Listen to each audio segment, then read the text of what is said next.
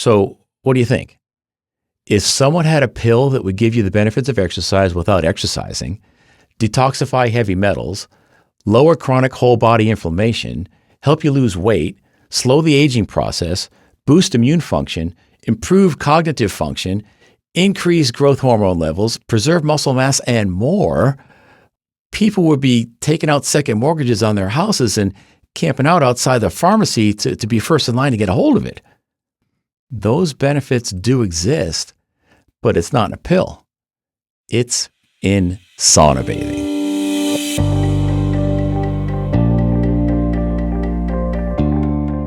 Welcome to the Christian Healthy Lifestyle Podcast, where I help Christians over 40 maximize their health potential so they can stay out of the doctor's office, avoid chronic disease, age gracefully, and live abundantly. I'm your host, David Sandstrom, naturopathic doctor and certified nutritional counselor, and this is episode number 170. You probably noticed that the tagline I just used is a little different.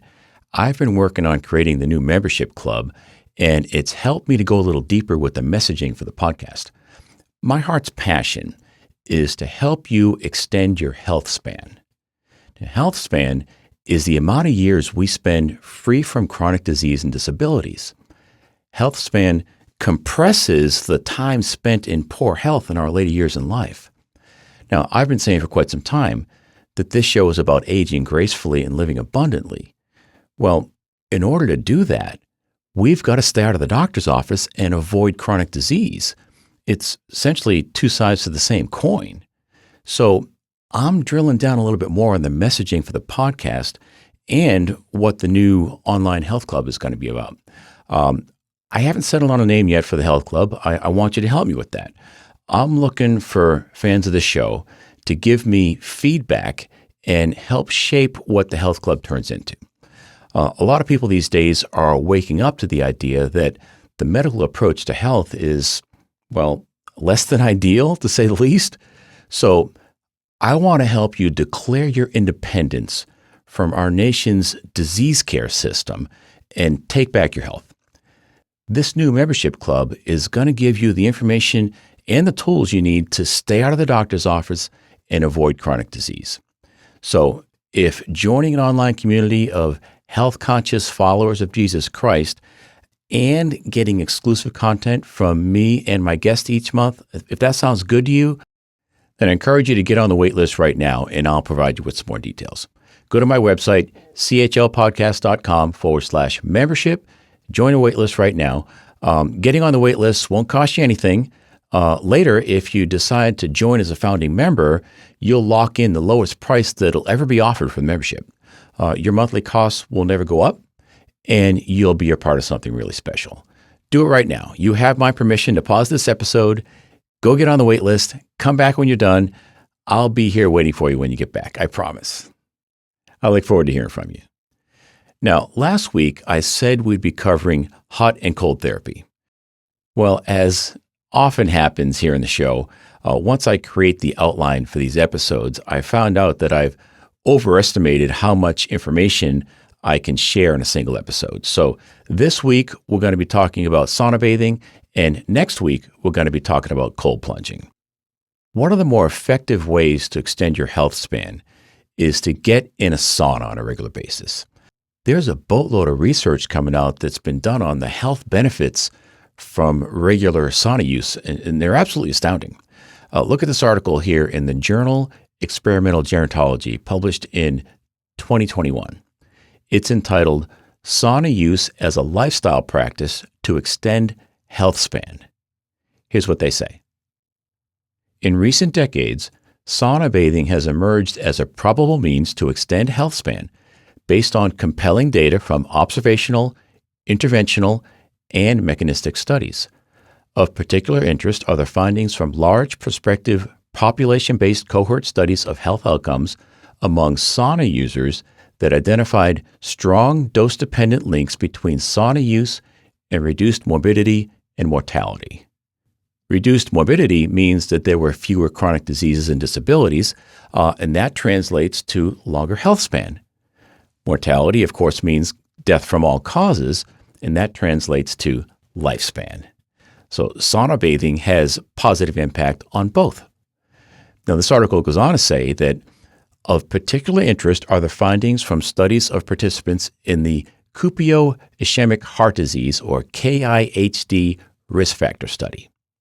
This ongoing prospective population-based cohort study of health outcomes is in more than 2,300 middle-aged men from eastern Finland, has identified associations between sauna use and reduced risk for age-related impairments, including cardiovascular disease, neurodegenerative disease, metabolic dysfunction, and immunological decline.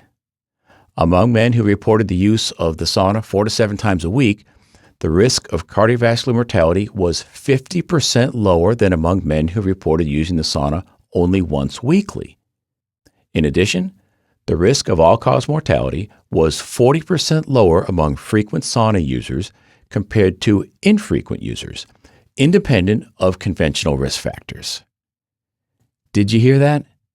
In a large, long-term ongoing study, frequent sauna use reduced the risk for age-related impairments, including cardiovascular disease, heart health, neurodegenerative diseases, which include cognitive impairment, things like dementia and Alzheimer's, metabolic dysfunction, that includes blood sugar regulation, weight control, mitochondrial energy production, which is going to impact just about anything to do with our physiology.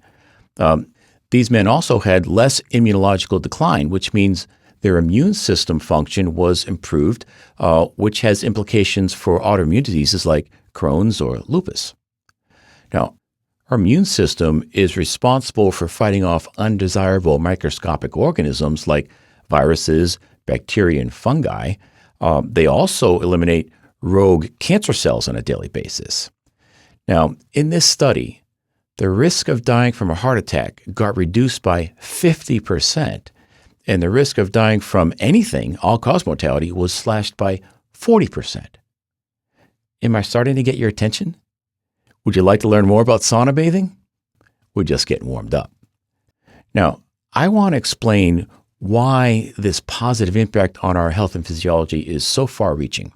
You know, I often say that we maximize our health potential by aligning our lives more fully with God's natural design for spirit, mind, and body. God designed our bodies to be challenged with different temperatures. In our modern world, we live in an isothermal environment. ISO is Latin for same or constant. When I was studying weather in my career pilot program many years ago, we learned that on a weather chart, an isotherm is a line of equal temperature. In our modern society, we're following a 75-degree isotherm like Dorothy followed the Yellow Brick Road. We go from our 75-degree houses to our 75-degree cars, to our 75-degree office buildings, to our 75-degree gyms, and then back to our 75-degree homes. That isothermal existence is not part of our God-given natural design. Just as our muscles and joints need to be exercised in order to thrive, so does our autonomic nervous system and the other God-given thermal protective mechanisms in our bodies. We're designed to get outdoors and experience various temperatures, both hot and cold. And as it turns out, that's very beneficial to our health. You know, animals in the wild don't suffer with chronic disease. But put a zebra or a giraffe in a zoo, and they start to develop metabolic dysfunction that manifests in chronic diseases like obesity and cancer. That happens because they're living in an unnatural environment. We're no different. We were designed to be outside on a regular basis and exposed to sunlight and temperature extremes. We've created an environment where we're basically living in a zoo. Our modern conveniences make us more comfortable, but the isothermal conditions that we've created are making us sick. Now, there's a biblical principle in play here. James chapter 1, verses 2 and 4 says this, "Count it all joy, my brothers, when you meet trials of various kinds, for you know that the testing of your faith produces steadfastness. And let steadfastness have its full effect, that you may be perfect and complete, lacking in nothing." A life without stress is a life with no growth. Back in episode 165, I had a Greek olive oil farmer by the name of Mariana Devetsoglu, and she explained in that episode that it's a good thing for the olive trees to be stressed with dry conditions because that stress causes the tree to produce more antioxidants, which makes the olive oil more potent and have more health-promoting properties. The same principle applies here. If we never experience thermal stress, our vitality won't be as strong and robust as it could be. Now, I don't want to make this episode too complicated or technical, but I want to give you a couple of reasons why sauna bathing is so effective. During high heat exposure, our bodies go through a process called hormesis. Hormesis is our body's response to repeated low-level beneficial stress. Remember, our bodies have a God-given built-in intelligence, and we adapt or acclimate to repeated stressful events. And that adaptation prepares us for similar or more challenging stressful events in the future. Now, it's important to remember that there's a law of diminishing returns here. We can't overdo it. What we want to do is find that sweet spot where our bodies are adapting but not breaking down. The first thing that happens when we're exposed to high levels of heat is the skin temperature goes up. It can reach as high as 102 degrees. Our bodies adapt by increasing cardiac output, and heart rate can increase by as much as 100 beats per minute over our resting heart rate. That's about the equivalent to moderate exercise. And our bodies then redirect blood flow from the core vital organs out to the extremities. That helps facilitate cooling. Now, we also begin to sweat, and that sweat helps us to excrete heavy metals like mercury, cobalt, cadmium, lead that comes out in our perspiration. One of the more important things that happens in this adaptation response is an increased expression of heat shock proteins, or HSPs. Here's what that same article that we referenced earlier from the Journal of Experimental Gerontology has to say about heat shock proteins. HSPs play prominent roles in many cellular processes, including immune function, cell signaling, cell cycle regulation. Now, cell cycle regulation is another term for energy production, and proteome homeostasis. Proteomes are groups of proteins that are in and around our cells, and homeostasis is our body's way of establishing balance or equilibrium. Loss of proteome integrity is a hallmark of the aging process, and intrinsically disordered or damaged dysfunctional proteins are common features in age-related diseases such as cardiovascular and neurodegenerative diseases. Increased expression of HSPs prevents protein disorder and aggregation by repairing proteins that have been damaged. In other words, heat shock proteins boost our immune function, help produce cellular energy, slow the aging process, and help to prevent age-related chronic degenerative diseases. As far as I'm concerned, anyone over 40 should be made aware of this information, and the medical establishment is just not doing a very good job of getting this message out. Again, if we want to maximize our health potential so that we can stay out of the doctor's office, age gracefully, and live abundantly, we've got to prevent chronic degenerative disease. We should be adopting lifestyle habits that promote health span. And regular exposure to heat is a really important lifestyle habit that we can easily incorporate into our weekly routines. Another benefit is it fights chronic inflammation. Heat exposure causes our bodies to release a pro-inflammatory cytokine called interleukin-6. Now, chronically elevated interleukin-6 is harmful. It's considered an excellent marker for chronic systemic inflammation, which is the source of all kinds of metabolic health problems and disorders.